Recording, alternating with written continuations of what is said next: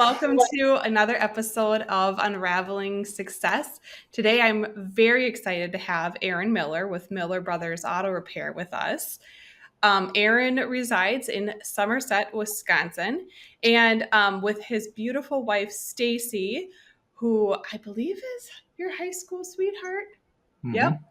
Mm-hmm. Yep. And then they have two very young adult children, and that would be Jacob and Emma. And Aaron has been in business with Miller Brother Auto Repair for 23 years. But before he got into starting Miller Brothers Auto Repair, he has done all sorts of other jobs like a gas station attendant, a truck driver, and for both grain and cement. So if you're sensing a little bit of a theme, there's a lot of automotive in all of that. But then I will throw you a curveball. He is also a CPA. So somehow that will all tie together as we share Aaron's story. Aaron and his family are very, very avid fans of the Minnesota Vikings, Twins, Wild, and Timberwolves. So everything Minnesota sports, even though he lives in Wisconsin. So you can try to make sense of it. We can give him a hard time about it, but I mean, you are on the border. So Yep. I guess we'll give you a free pass. So Aaron, thank you for joining me. And let's just jump right in. And if you want to kick us off and get us started by sharing what your definition of success is. So, my definition of success is achieving things that the former version of myself didn't think were possible, and continuing to do that over time. Just keep beating the old me in whatever areas that is. Because I think we lie to ourselves. We have these false ceilings that we think we just can't break through, and then somebody comes along and speaks into your life or whatever and gives you that hope and courage, and then you blast through that ceiling, and then all of a sudden it's like a torpedo that goes off, and then you're like dominating over what you used to do, and then I don't know. So that's what I've seen, anyways, over the last probably 5 years of just really overcoming a lot of stuff that I didn't think was possible. Mm-hmm. Yeah, breaking through the ceilings, taking off the blinders, expanding your capacity.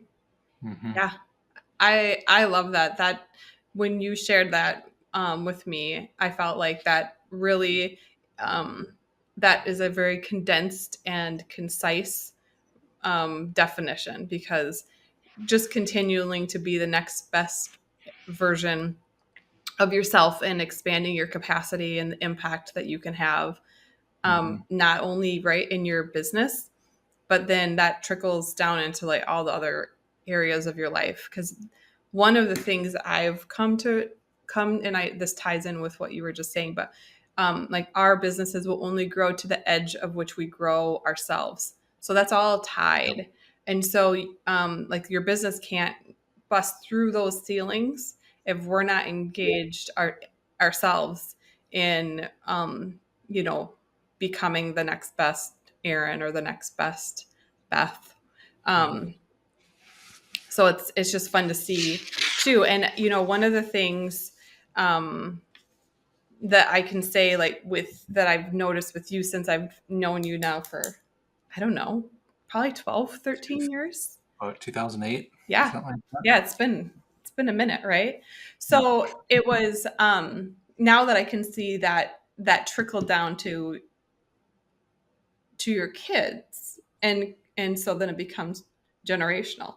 And I have in my family, like with my kids, they've seen that too. And so you can see how those mindsets are different. So so I really like your story about how you started out you did truck driving, and that was before CPA, correct? Yep. So Okay. right out of high school, I got my commercial driver's license and got a job driving cement truck But it was a union run deal, and there was a few of us that were non-union, and so the union guys got to work every day. Got it. Those that were non-union, you had to wait by the phone between 7 and 9 in the morning every Okay. day Yeah. to find out if you worked that day. Right. Okay. You know, I love the job, and if I would have like stuck it out, I might still be a cement truck driver Yeah. today. Yeah. It was great fun, but I was 18 years old, and it'd be a beautiful sunny day, and I don't work. Like, so Yeah. that didn't cut it. Yeah. Even though I loved it, so I only spent like a month there, Okay. uh, and then I got a job at a feed mill in New Richmond, and so that was 50 hours a week for half the pay, but I got to work every day, Yeah. you know, Yeah. and It so was there's I'm driving consistency. around to all the farms and delivering corn and mixed grains and all that stuff. So super interesting, really hard work. Um, but so that was and then from there, so that was just like summer jobs with that. And then my plan originally was to go be an eye doctor. Oh, really? I That's know what I that. wanted. That's what I wanted to be. So, and Stacy and I, we both went to New Richmond High School, and I started dating her when I was a senior, and she was a junior. And then I went off to UW Madison that fall to study to ultimately be an eye doctor. Mhm. And so Stacy's in her senior year at New Richmond, and I'm a freshman at college. I hated it. I went home every single weekend to see her, Mhm. and ultimately dropped out in like November Okay. of. So I didn't even make it a semester. Quit. I'm like, moved back home. I'm like, what am I going to do now? You know. So back then, Anderson Windows was a big employer in our area, and I had a lot of friends that worked at the factory, and they did really well there. It was a great time for that company. So I'm like, well, I'll just try to get a factory job just to see if I even like that. Mhm. So I worked in a factory making electric motors for Dirt Devil vacuum cleaners. Okay. Nice. I did that through the winter, hated it. Um, and then I went to I worked for the summer or the New Richmond Parks Department. Then in the summertime, mowing grass and all that, and Mhm. I loved it. It was a lot of fun, getting the baseball fields and everything ready. And then so that fall, I'm like, well, I guess I'm going to go back to college. And so I went to UW River Falls for park and rec management Okay. because I'm like, I love mowing grass. It was a lot Right. of fun being outside. But then I realized that if you have a degree in park and rec management, you're not mowing grass. Right. You're You're the managing. boss. Yeah, you're You're the managing the boss people that that goes to all the like it. meetings and schedules like the softball tournament And and that's crap not like as fun. not at all. So I'm like, oh, then I changed to like general business, which then I took an accounting class. Okay. Uh, and that was my first accounting class I ever had. And up until that point, I had done very well in school. And the first test in accounting, I got a D on the test. Okay. And I met with the professor afterwards, and I'm like, I was a pretty arrogant young man, and I'm like, I told the professor, I'm like, I don't get D's. And then he like took me aside, showed me how it works and all that, and then I'm Yeah. like, then I did well in the accounting class. I'm like, accounting. I don't know any unemployed accountants. Right.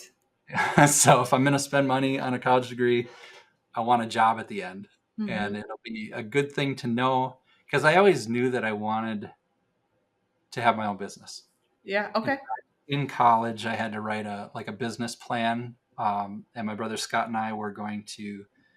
I think it was going to be called Miller Brothers 4x4ments. Okay. We Yeah. were going to build like Catchy. lifted trucks and soup up engines and all that kind of stuff. And so then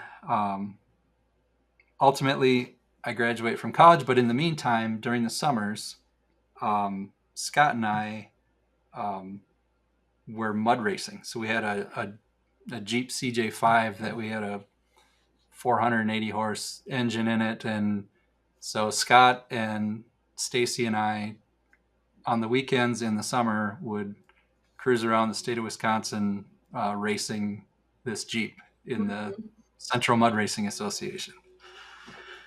And we did pretty well with that. We did that for like 5 years. So all through college. And then I ended up ultimately getting a degree in accounting and got my CPA license. And then I got a job at at the time it was McGladrey and Pullen, which was like the seventh largest public accounting firm in the nation. So now I'm in like cubicle land, you know, in a high-rise tower in downtown St. Paul as a Aaron Miller CPA. And then at that point, my wife and I had just gotten married.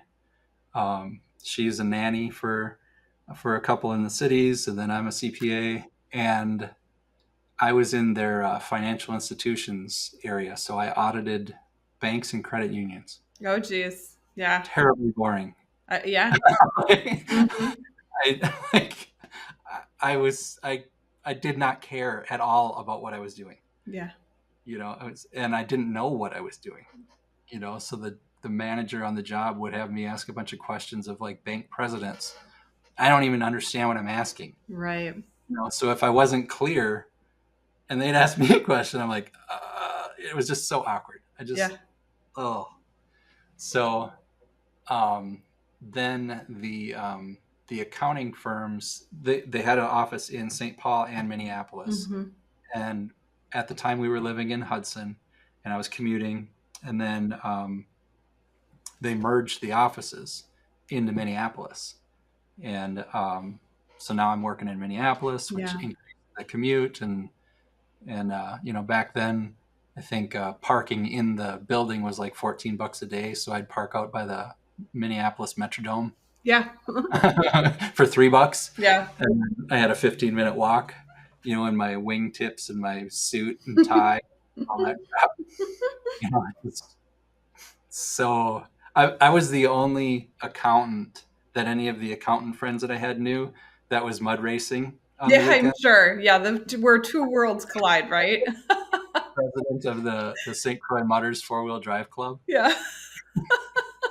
And planning like field parties and stuff like that. And we put on the big mud race at the county fair and that So kind of fun. thing. Yeah. So, I kind of stuck out at the at the accounting firm. Especially when you moved to Minneapolis, I'm sure even more so. Yeah.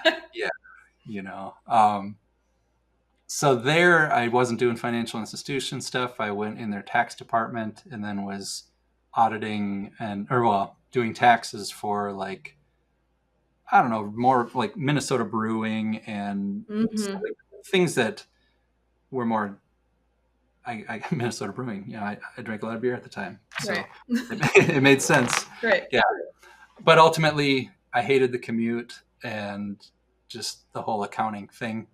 And then so I left there and then got a job at Johnson Controls in Hudson, which at the time Johnson Controls is like a Fortune 100 company. I was their assistant controller at their Hudson plant, which made the seats for the Ford Ranger. Okay. Yeah. So they used the St. Paul Ford plant, and our plant would make the seats for that little truck. Nice.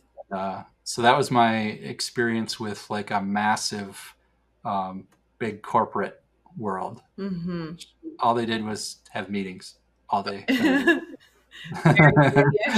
Like there was so much waste going on. There was like 40 people in the office and like 100 people on the assembly line, I think, something like that. And I think that the business could operate with like 10 people instead of 40. Yeah. Inefficiencies. Yeah. Oh my gosh. Yeah. Big corporate deal. While I was there, so my brother and I are still mud racing and everything. And at the time, so my brother Scott, he was working at the GM dealership in Richmond. He was there for 7 years, and then he went to a used car lot in Somerset, and was there for 4 years as the mechanic in the shop.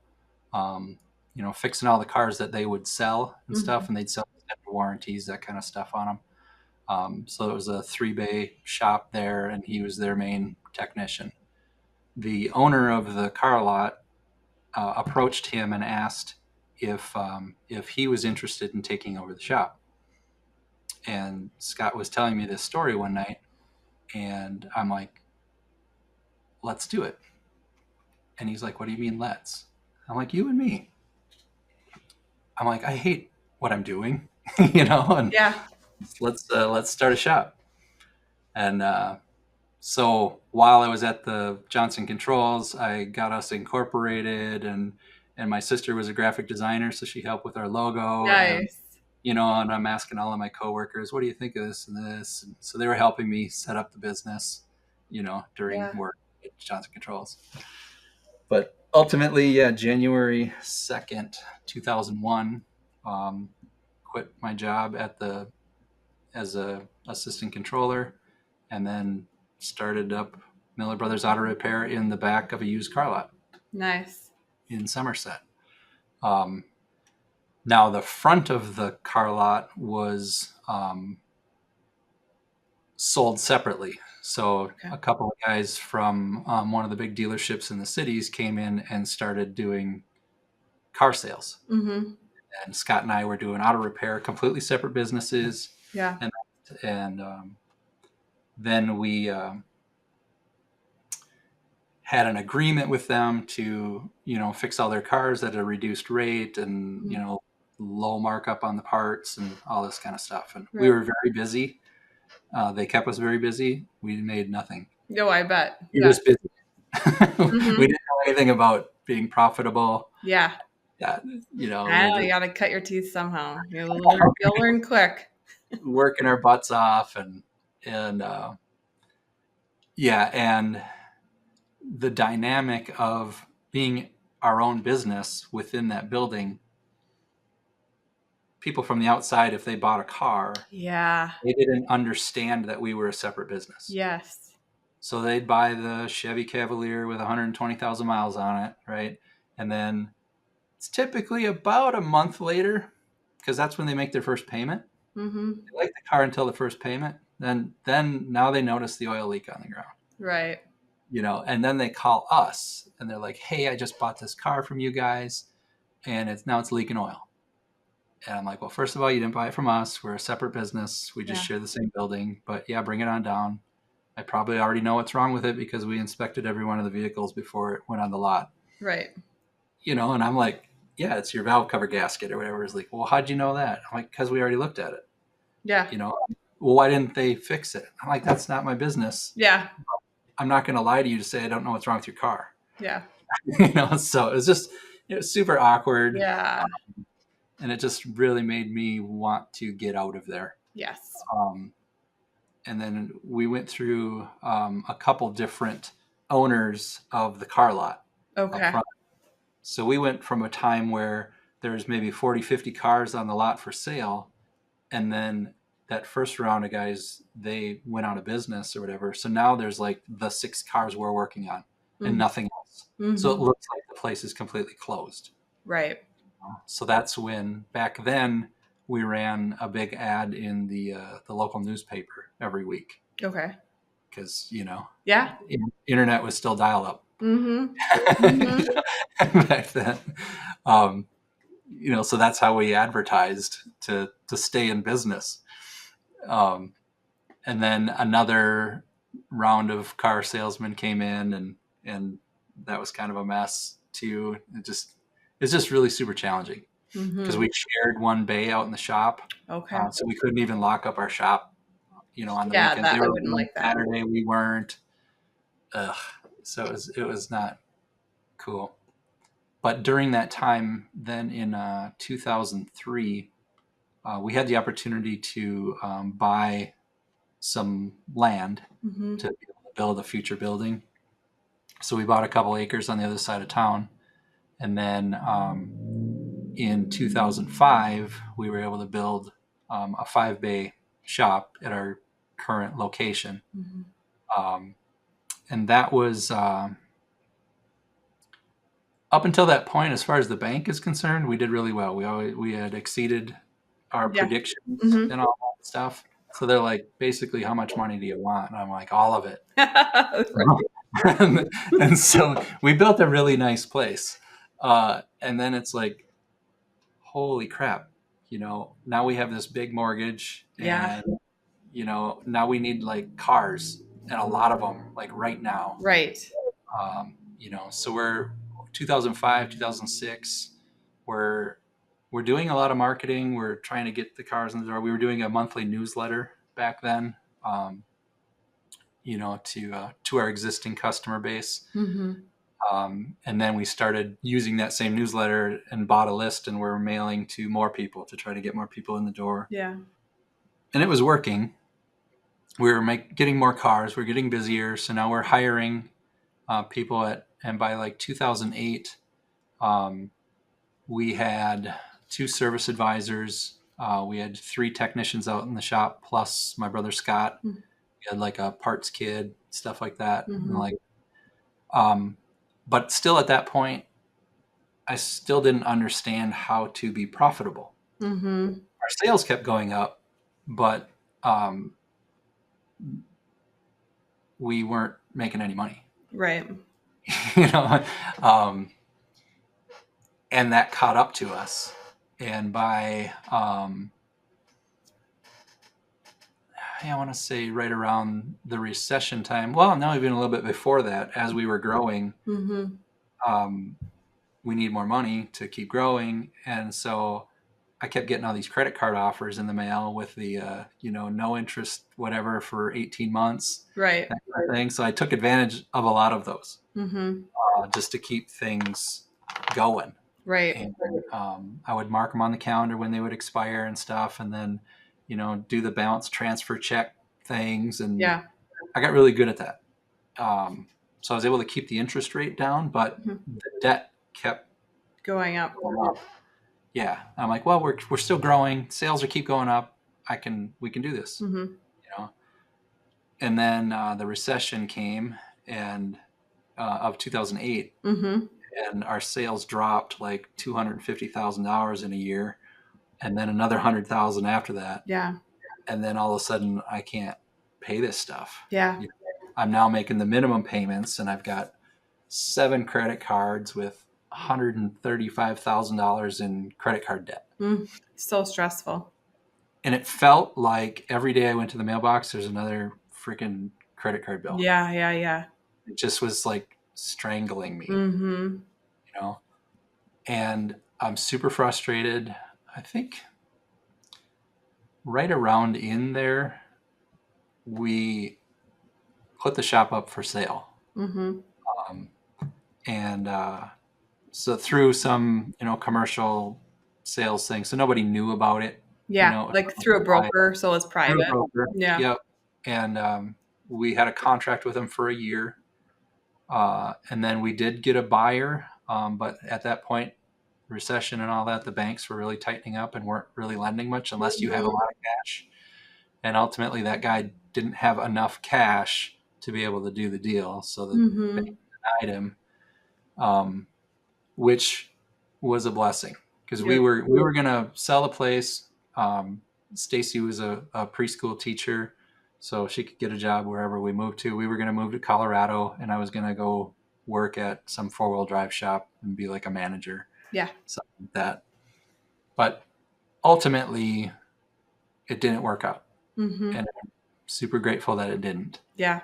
Um, at the time, I was in the Rotary Club, Mhm. and so I knew several attorneys in there, and I met with one of them because we're still sitting there with this huge credit card debt and Yeah. all this. Things aren't going well. Mhm.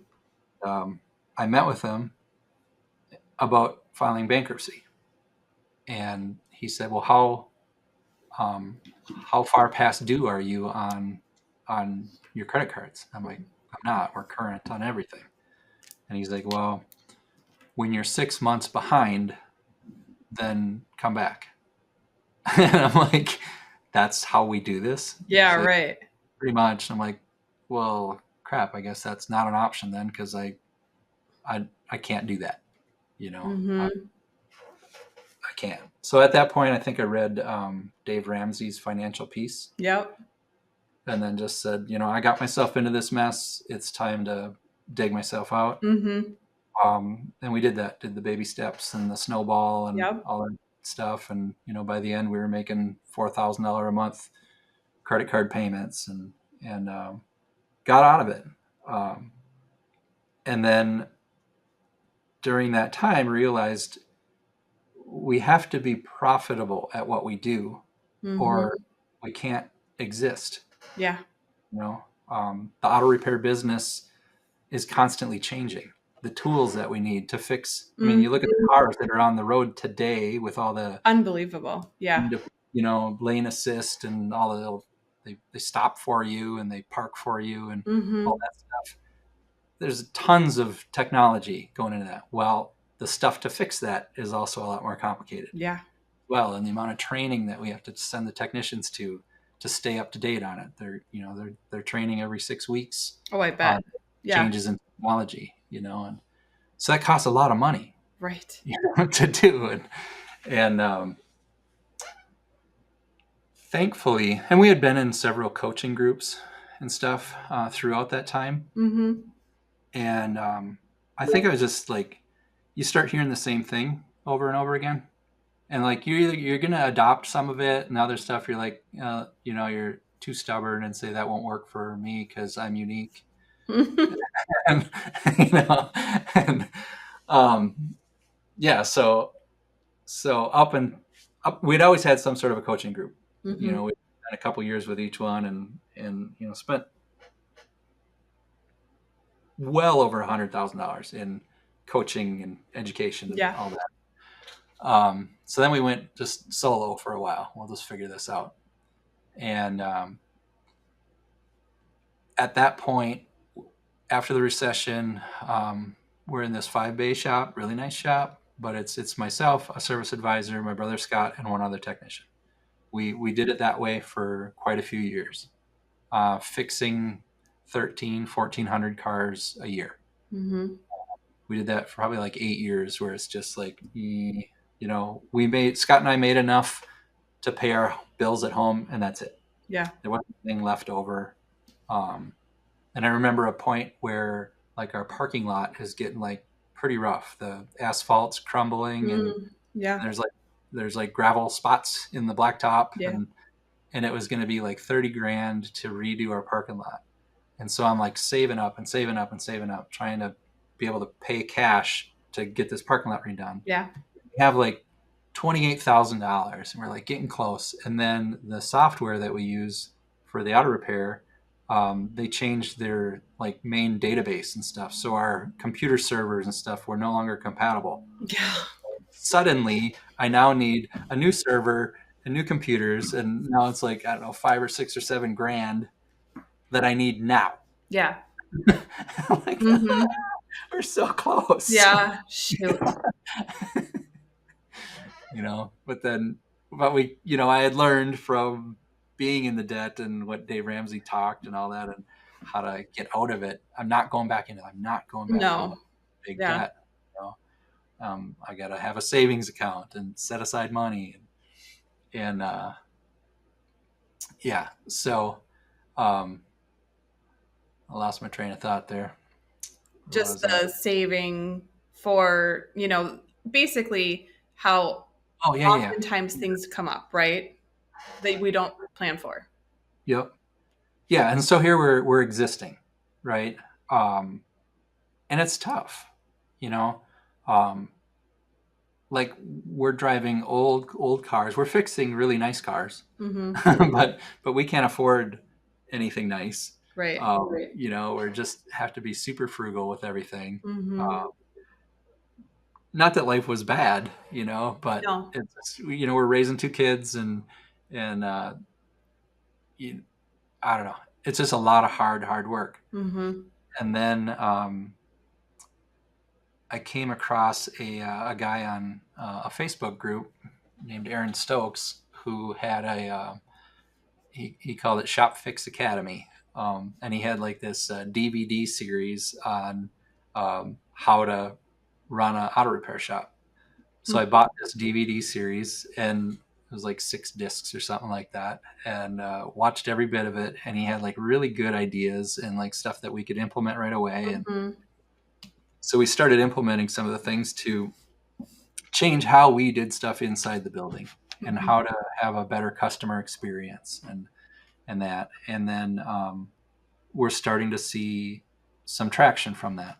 And then um, found out he actually has a coaching group, which I didn't know anything about at the time.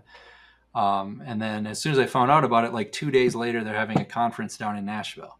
And Mhm. so I called to inquire, and they're like, "Oh, we're having our, quarterly conference." I'm like, "When is that?" "Oh, it's in 2 days." Then I look at I'm like, "Well, I'm not really got a lot going on." So Yeah. 2 days later, I'm in Nashville, and so that was January of 2019. Um, and I was like we were right around the 200th shop that had joined that group. Okay. And yeah, so now we're meeting shops from all over the country. And part of the difference, so we're in Somerset, Wisconsin. The village of Somerset has like 2,500 people. The township is like 4,500. Mhm.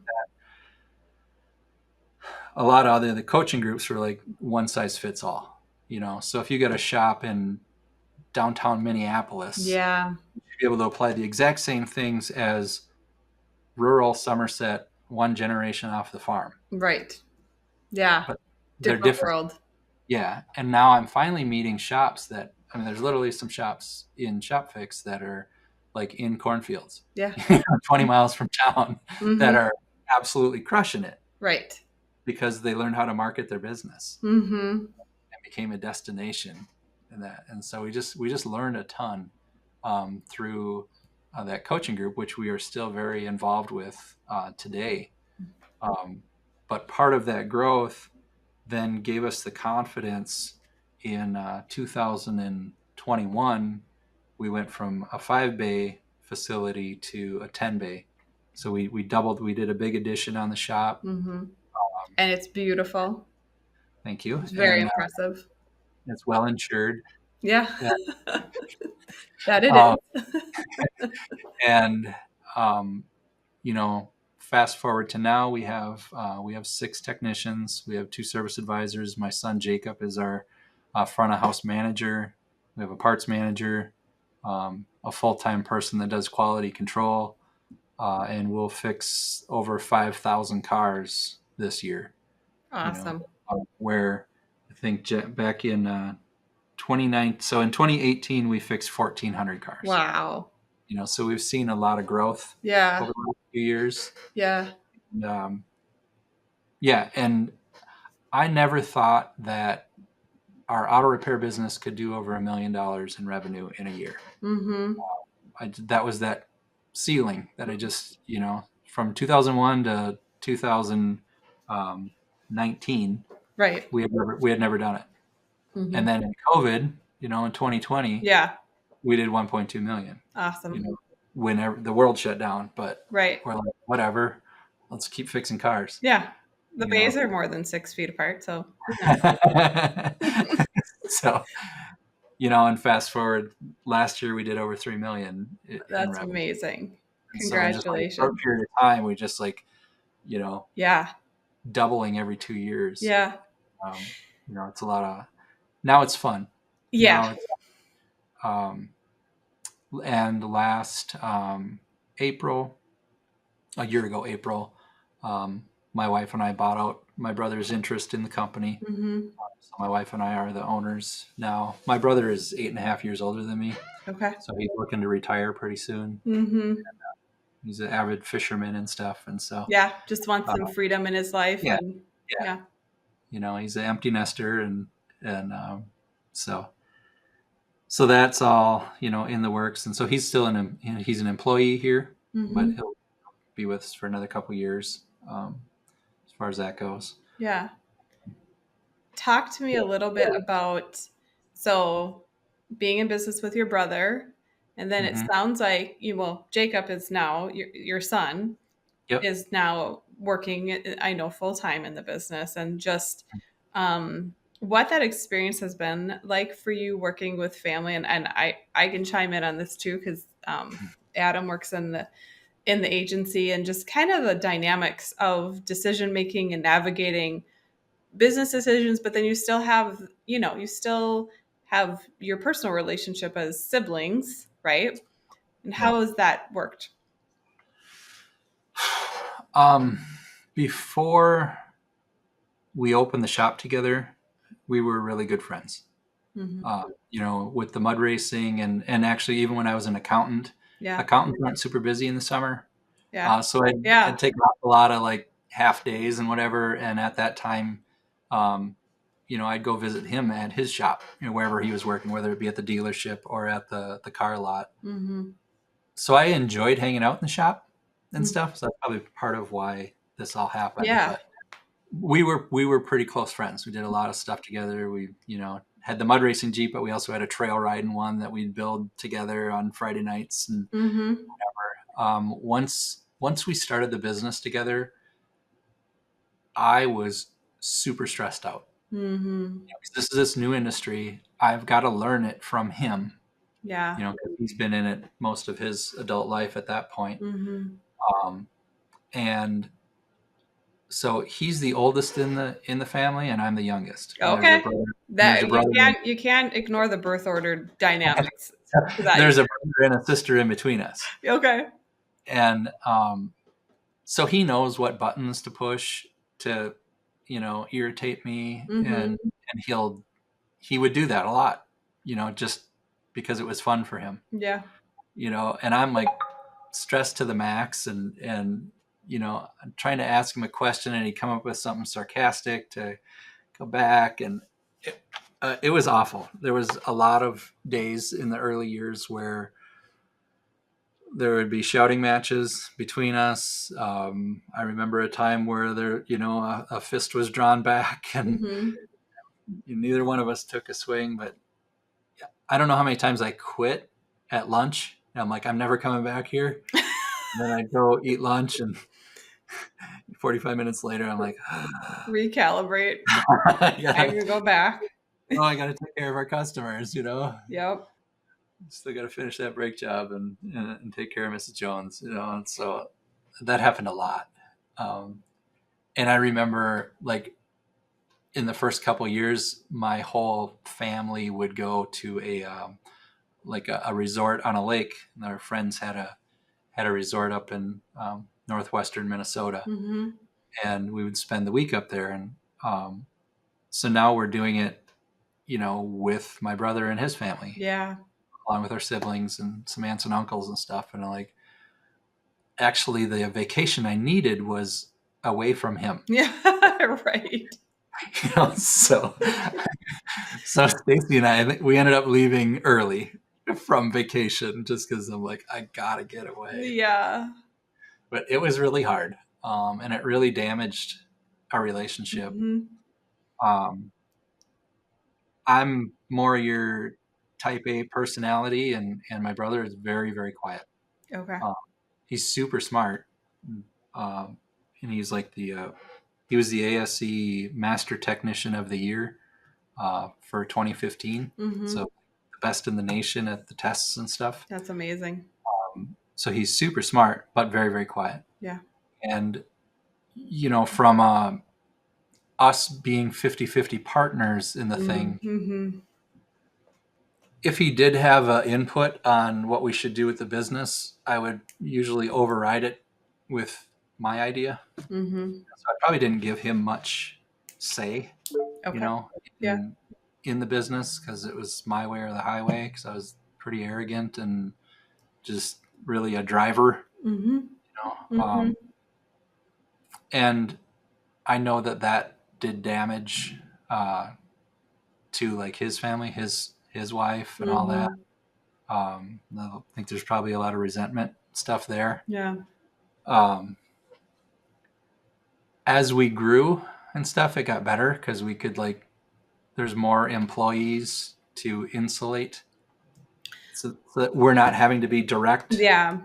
And the You know, pressures are just different too, you know? yeah, Yeah. yeah, and also ultimate, his whole time in this business as Miller Brothers, he's been a technician in the shop. Mm-hmm.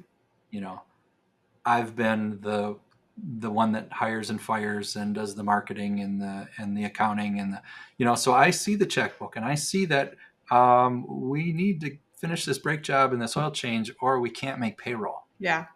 You know, Yeah. or yeah, we're not going to make payroll. So guess who's going over to the credit union, getting a cash advance on their personal credit card, Mm-hmm. bringing it over to the business bank, putting the money in on Friday so that payroll clears. And Yeah. then a couple of big jobs will finish up on Monday or Tuesday. And then I'll go back to the credit union and Yeah. pay out advance. Mm-hmm. That's how I did that a dozen times. Yeah. You know, it's just Yeah. like, so stressful. Yeah. Yeah. And, you know, he didn't wear that. Right. You Right. know, and I just like the weight was huge there. So, you know, I wouldn't recommend it. I really have to. I mean, one of my biggest takeaways was when I started. You guys started Scratch. I also started Scratch, and I will never. I don't think you ever can fully understand how unprepared emotionally you are to start out something from scratch, and the emotional roller coaster and this pressures of it is like a refining fire.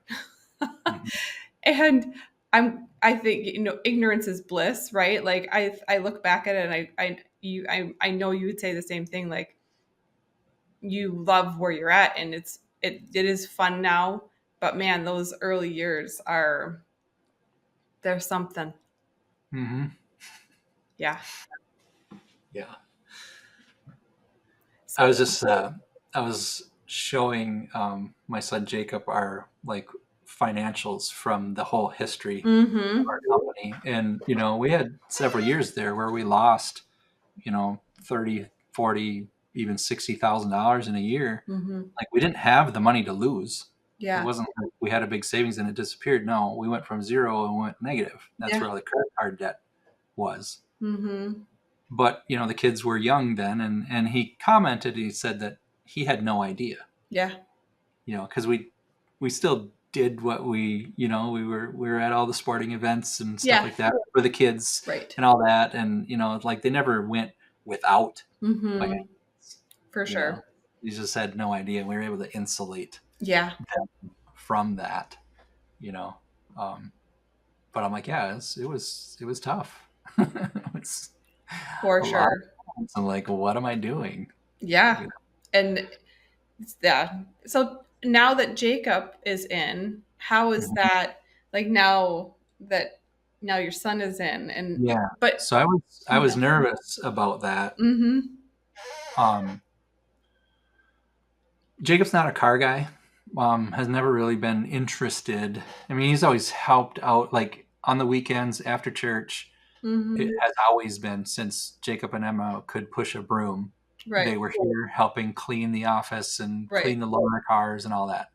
So they've grown up in this business and you know helping out and that and shoveling the sidewalks and all that after every storm and um, but then um, when he was 15 he got a job at the local hardware store, um, which I'm like, I don't want you to start working at our shop, you know, Yeah. I want you to work somewhere else. Mm-hmm. And so he did that for a while, and then when he turned 16, he did not like where he was at there, and so then it was summertime, and all right, well, we could use your help down at the shop, and so we. That's where I was nervous about it, you know, Yeah. because now he's going to work full time in the summer. I'm like, how is this going to go? Yeah, I know. I very much can understand this. And Jacob he's very very smart. Um, he's a lot like my brother. Okay. He's quieter. He's quiet and super smart, and you know, and he'll let you know how smart he is. Yeah. So he started as our like a hybrid position of parts manager and quality control. Hmm. So he would double check the work of the mechanics, and then he would do like a mini clean of the car. Um, and then he would be in charge of ordering all the parts and stuff when our service advisors would sell.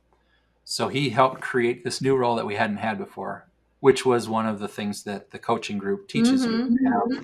Have a parts person and have somebody double checking the mechanic's work, Yeah. which most repair shops do not have that role.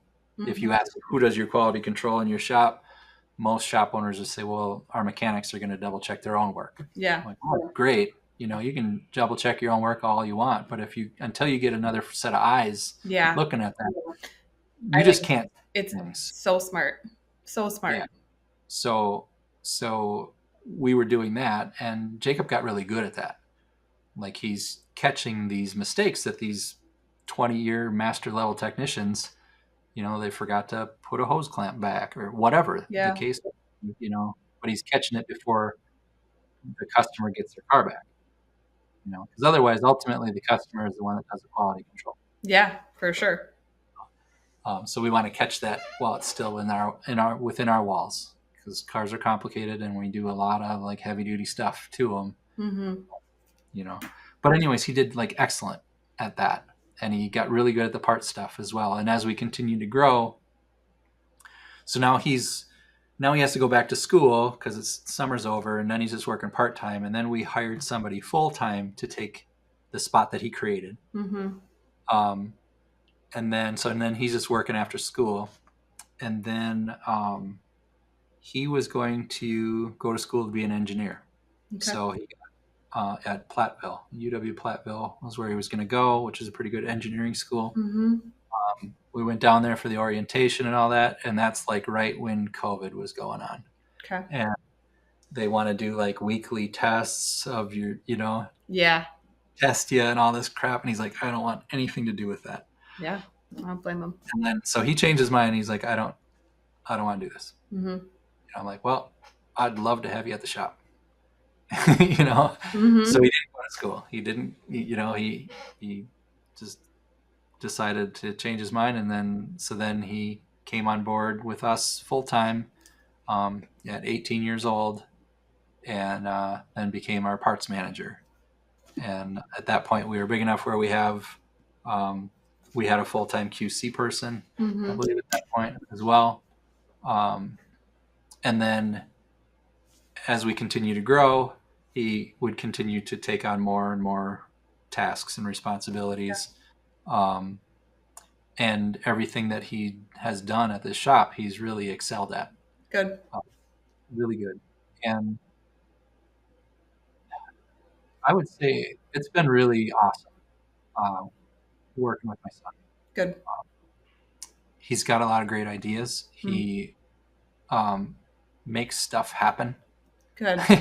and Yeah. and now it's just a lot of fun. He'll be 22 here pretty soon.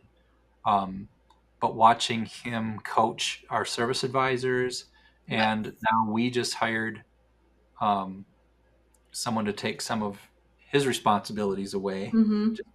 just taking on too much.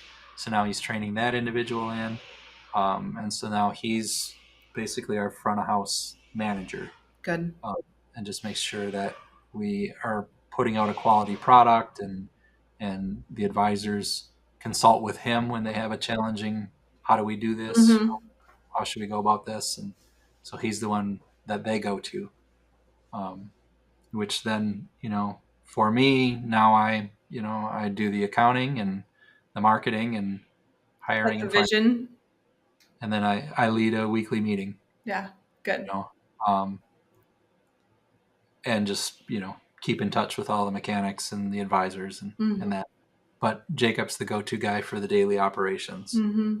things, and he and I, as we talk and dream about the future, Hmm. we'd like to, once we max out this facility, which we've still got plenty of room to grow Hmm. here, we're looking towards multiple locations, and that kind of thing. So it's That's awesome. fun to, you know, throw that vision out there, and I get to do it with my son, who's now he's invested. Yeah. He Yeah. he can see what what's possible. Mm-hmm. You know, and a big part of it is to do with that coaching group we're part of. Because now, when we first joined, there was like 200 shops. Yeah. Now there's well over 1,000.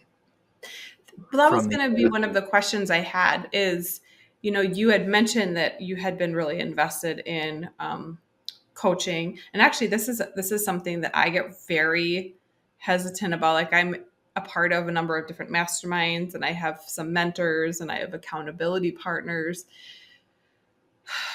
and I know I actually need to hire a coach, and I get very wary and very nervous when it comes to that world because everybody can call themselves a coach. I feel like I attract every coach that wants to coach me, but I also look to see, are you someplace that I want to be? Have you been where I want to go?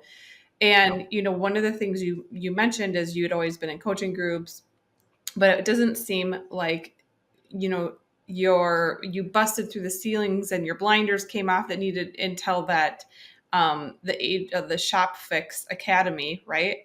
That's really what was like your turbo boost for your Yep. growth. So where was the difference? Like, how is that agency or Shop Fix Academy, how is that different than the other coaching? Basically, even just so to take it a step further, than like, how would you go about vetting out, a coaching situation then?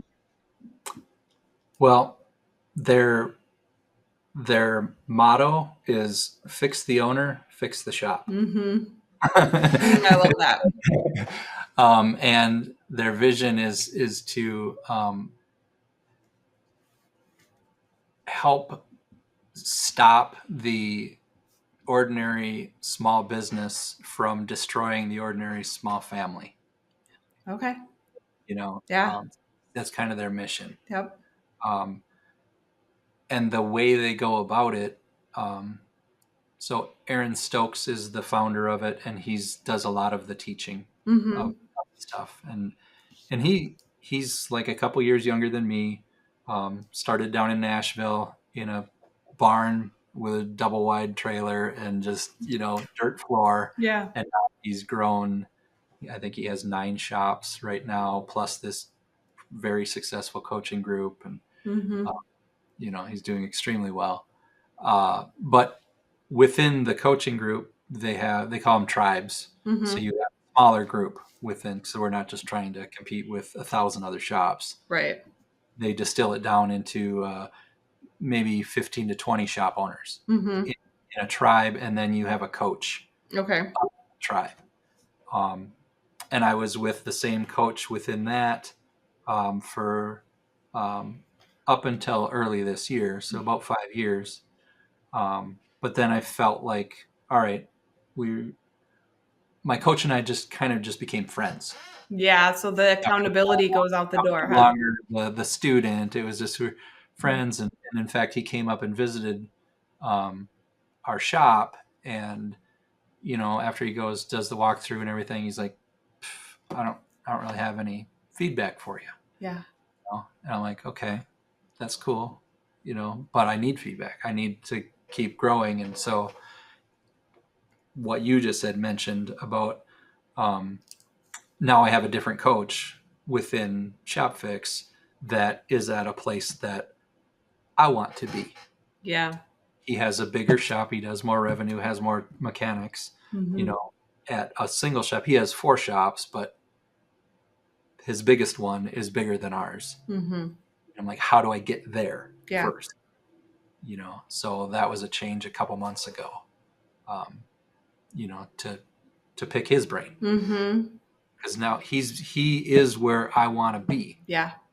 and so there's a lot of that. Plus, just the camaraderie and stuff of we go down to Nashville every quarter. Yep. I've been going down to Nashville every quarter since January of 2019. however many times that is. It's a lot. So in that process, you get to be pretty good friends with other shop owners. Mm-hmm. And some are like fun rivalries. I've got a friend he now has 2 shops down in Athens, Georgia, and we were doing similar revenue, and then I beat him last year, and now he opened his second shop, and so we'll see how that goes. Yeah, yeah. There's constant banter It's and good stuff. though. That's so good. Yeah, yeah, because it's pushing each of us, and then like, Yeah, like how'd you do this month? So we're like competing. yeah, He's on a busy road in a college town in Georgia. yeah, So it's very different, but the same. yeah, And we get you get to share we all have the same problems. Doesn't really matter if you've got 10 shops or just one shop. We're still employing people mm-hmm. and dealing with the automotive customers and stuff like Yeah. that. So Right. we share the war stories and all that, but just the way that this whole thing is designed, Yeah. it's just, and there's no contract. That's Yeah. another thing. They're not trying to If they're not delivering, close the door behind you. at any time, Right. And they've branched out, and so there's shop fix, and then there's sales fix to train your service advisors. Yeah. There's tech fix to train your That's technicians. wise. There's financial fix, so they bring in like super smart wealth management folks, Mm-hmm. to help you structure all your stuff for your finances Good. and all that. Because as you grow and have success, they're providing experts to help you. Mm-hmm. For most repair shop owners, this is total unventured territory. Yeah. Well, it is like the E-myth, right? That the technician oftentimes becomes the owner, and those skill sets that you need to fix a vehicle versus running a profitable business, those are not the same. Yep. So I'm sure that, you run into that a lot. I know on the insurance side, it's true too. Like agents will become agency owners, but the skill sets you need to become an owner are not the same as it is to be an agent. And so, yeah. And I think too, part of it, as I think you alluded to it earlier on, is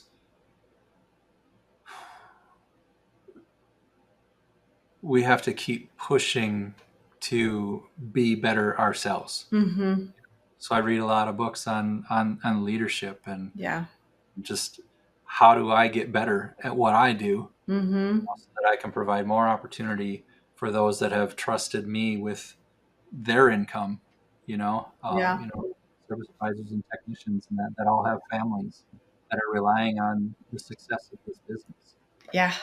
And that's what drives me now. Mm-hmm. Is I love it when I can hire somebody and improve their situation. Yeah. Financially, just all the stuff, and watch them grow, and watch them go from renting a place to buying a house and Mm-hmm. that kind of thing. That's I love that part. Yeah, me too. Building people and seeing the impact that you can have on them. And also, I mean, and the flip side too is just also realizing, not from an anxiety filled spot, but like the impact that you have, like the decisions that you make within your business, making sure that you're keeping a healthy organization, because there's an increasing number of people that are relying on your decision making within the business and keeping it healthy. Um, like how many lives depend on that. Yeah, the culture. Yeah. That's what I'm finding too as we grow, protecting the culture. Yes. I've made a lot of poor hiring choices. I just think everyone's awesome during the interview. Yeah, I know. And then they come to work and I'm like, what was I thinking? Because like 2 days in, you're like, they gotta go. Yeah. I gotta go now. I'm like, Yep. whoa, they're thinking, and it's just like it's got the whole rest of the crew all stressed out, and I'm Yeah. like, I'm so sorry. Yes. I will make the I call change. it whiplash. I'm like, I'm so sorry to give you whiplash, but I also have learned to make moves very fast. Yeah, Yeah. but it's really protecting that, and Mm-hmm. as we grow, and I'm like, I love our whole crew right now. Mm-hmm. Everybody here is great. They're great people. Um, and you know, that's hard to say. That's hard to when there's 10, 11 of us right now, Yeah. you know, to accomplish that Yeah. because it's a process. It really You is. know, there's a Yeah. lot of trials and tribulations to get there. You Mm-hmm. know, something else that's been challenging with growth and stuff, and something that they teach us often in Shop Fix is like we talk a lot about revenue and stuff. It's like the people that help you get to $1 million in revenue are probably not the same ones that are going to help you get to 3 million, Yeah. and they're probably not the same ones that are going to help you get to 5 million, Yeah. whatever. Because it's different. Yeah. That it's a different skill sets and that. Not that there's anything wrong with anybody in that. It's No. just what their skill sets are, Mm-hmm. and where are their strengths, and how the companies change. Yeah. You know, Yeah, that is very true. And we've definitely, had that. I think one of the things I've learned with that is if I just keep holding the bar and I don't ever lower the bar, and that the people that are supposed to be on for that next level, they will be able to rise to that next occasion. And the people that can't rise to the next level will naturally kind of weed themselves out. I had that happen. It was a few years ago now. And I, did a lot of coaching up and expectations were very clear. I love that there's that just saying that's like to be clear is to be kind. So the expectations were clear. The bar was not coming down. And, and I knew she would weed herself out, and it was actually in the best interest of the organization with this particular situation that she was the one to weed herself out. And she did, and it was like one of the neatest moments because she gave a resignation letter and she just said, I understand fully what you need me to do, and I actually can't do it. And it was really it was one of those moments where I just was like, that's okay. Like, right? and it was good for her to move on, and it was good for us that she moved on, Yep. both. But it's, for me, that's been one of the lessons I've learned is just not lowering the bar for anybody. Yep. They're making excuses. Yeah. Yeah, and that takes a lot of falling on your face in that area to be able to get to that point.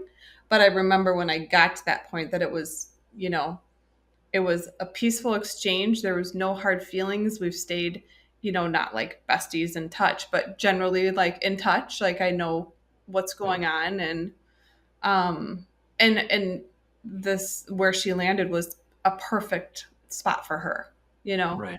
So and that I'm thankful for. Um yeah, with I have one last question. Um so it was we were talking about leading people, which made me think, oh, leading people, and this was where my head tracked, that we're in a multi-generational workforce. But then actually my next thought was, we're not only in a multi-generational workforce, you are in a multi-generational like vehicle play. Like I'm sure you have everything from the keys to startup to the old school throwback F-150s that, Mm-hmm. 1980, especially being like in Somerset, right? You're going to have some of those like old farm trucks. Yep. And then you're going to have like the Teslas that roll in, and Yep. just how do you, I guess this is a 2-point question. Like, how are you managing keeping your team fully prepared for this variety of vehicles? Yep. And then also the second part of this, because it's more of a technology question, is one of the things I've seen, especially since you've been in this coaching group, um, is you've really leaned into technology as part of just what's normal within your organization so Yep. that the client is more in the loop, which I feel like is really cool because in an industry that is same with insurance, like people don't come in with an abundance of trust. You really lead with a lot of transparency. So I guess Yep. it's more of a technology question, but it's pertaining to your operations as well as how you're training your techs. Yep. Well, as far as our techs are concerned in the shop, we have, um, a couple of guys that are in their late 20s, and then we have, my brother in his late 50s, and then some guys in their 40s and some guys in their 30s. So we've got, Yeah, we've got all across the board. 30 years of difference in experience and what they've grown up with. Hmm. You know, when my brother started, overhauling a carburetor was a legit thing. Yeah, The younger guys wouldn't have the first clue right. because carburetors were never even a thing on a car their whole life. Hmm. So now, and like the modern technology stuff, our younger technicians have been around that technology their whole lives, and Hmm. use a lot of scan tools and stuff, and so that's like another video game. Yeah, You know, yeah, I not suppose, huh? simple, but they get it quicker and easier, Hmm. and just understanding all the technology that's going on behind the scenes of all this stuff. It just, you know, talented young technicians, they just get this stuff. Yeah. You know, um, from a resource standpoint, when my brother started, um, all the repair it was repair manuals. Hmm. Hmm. Book. So Hmm. they literally had a library Yeah. uh, of the manuals to fix the cars.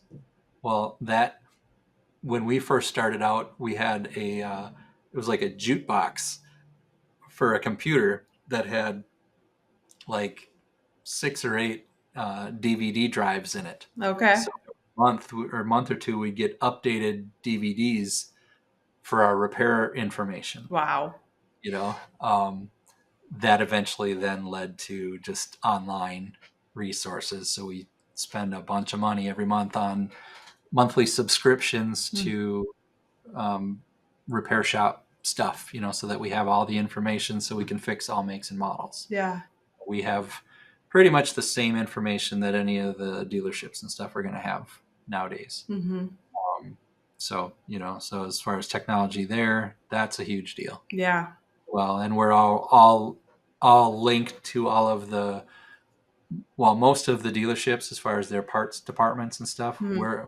We're tied directly to them, so we can see their inventory, we can see what's available and not. Yeah. And then all your bigger your O'Reillys and Napas and CarQuest and all that, we're all tied directly into all of them as well for getting parts and stuff delivered to our shop. And Right. back when I started, that was a separate computer Oh, in a dial-up thing that once I sold the job, then I'd have to go back on the computer, and do the dial-up, and it was a DOS oh, thing, and I'd have to go in and order the brake pads and the brake yeah. runners and all that, and hope that it stayed connected Right. the whole time. Now we do that, at lightning speed. you know Hmm. um, and then from a training standpoint, um, we used to send the guys to one of the technical colleges every 6 to 8 weeks Okay. for live training. Hmm. COVID changed that, so they realized they can do Zoom, and so now the trainers can train from wherever they are, Okay. train to the whole country. Yeah. That's kind of nice. Whether that's good or bad or otherwise, I don't know. But usually Hmm. live is a little bit better than I would you know. agree that live's always better, but the freedom for whoever's teaching Yeah, is kind of nice. yeah. And all those trainings are recorded, and so we subscribe to those, and so the guys, have access to the latest and greatest. And how do you diagnose and repair Mm-hmm. all this modern technology of stuff and hybrids and all the things. Mm-hmm. So, um, so that's how we deal with that on the technician and technical side. Um, on the customer facing side, a few years back, we adopted the digital video inspections. So, Mm-hmm. when the technician's looking at the car, we're gonna take pictures and shoot videos and stuff so you can see what's going on with it, and Yeah. then we can just text you a link. You open it up on your smartphone, and boom, you can see everything that the technician just saw. Mm-hmm. You don't have to trust us. Right. When we say your oil pan's leaking, there's the picture Yeah. of the Yeah. pan. We say your ball joint's loose, whatever. There's the video of Yeah. us wiggling it back and forth. So that's been a big thing, from the customer side of it. Mm-hmm. Now, from the telephone side, we just changed companies now where, our calls have been recorded for quite a long time, but now they have AI Yeah. built into them. Ours do too. So it listens to the phone calls and then will rate the Yep. call as whether it's a positive, neutral, or negative, Same. We have that. and Yeah. give like feedback Uh-huh. how to improve. Has like coach in it. Yep. Yep. Yep. And we get, Jacob and I get alerted whenever there's a negative sentiment Okay. on the Yep. call, so that we can, because the service advisor isn't necessarily going to be running to your office saying, "Hey, I just had a really bad call." Yeah. Somebody was upset or whatever. So now we know Yeah. the moment that happens, so that we can intervene and, all right, here's the plan Yes. to fix this, and make sure the customer is happy and they understand what's going on. Yeah. That's good. So that's Yeah. recent changes, just to help us get better. And and from the service advisor side, them listening to their sales calls and Mm-hmm. stuff are pretty advantageous, because if you That's listen to huge. yourself, you're like, oh, and how to improve. So we spend a lot of time with that as well, so that we can just keep getting better, Mm-hmm. so that we can keep beating our former selves. Exactly. Yeah. We listen to our phone calls. I pick them randomly, but as a team, I'll have certain ones picked for each person, and the team, that was their idea, is to do it as a team. I thought, I always think to myself, like, praise in public and coach in private, but they wanted to do it all together, so we do that. But it's kind of nice to be able to coach each other, or to Yeah. hear how someone positions a statement in a way that maybe is more relatable. So that's been, yeah, it's good. I think listening to phone calls is super important. And I first started doing that actually, like, I want to say it's probably about 2 years ago. And I had not done it before then. And I basically ruined my weekend because I did not like how those phone calls were going. Yep. And Yeah. so we jumped on that real quick. And I'm, thankful that the team is very, like, it's a very psychologically safe environment. Like, they know that I'm not there to nail them, Yeah. like, to rip them apart. So, but we leaned into that pretty quick, because I was like, you guys, this sounds like, like most other insurance agencies, which is like not what we're trying to be. Yep. And now it's really good. Actually, now it's funny, because it becomes a little bit of a game. Like, hey, you should listen to this phone call, or hey, this was an awful one I just did. Take a listen. Yeah. And I'm like, oh, okay. Well, and then they pick on me because, I don't make any sales calls to customers, Mm-hmm. but I might be talking with a vendor that I have a dispute about something with, Yeah. and then it'll Aaron, what the heck? Yeah. Aaron has all Negative, the negative phone negative calls. sentiment. Like, Yeah, that's funny. That is very funny. So, well, Erin, it has been a pleasure. Your journey is super inspiring. I am so glad that your intended sale did not go through, so you're able to realize where you guys are right now. And so, if you would like to connect with Aaron, all of his contact information will be in our show notes. And if you are in the Western Wisconsin, Eastern Minnesota area, I would definitely suggest you take a look at Miller Brothers Auto Repair for your vehicle needs.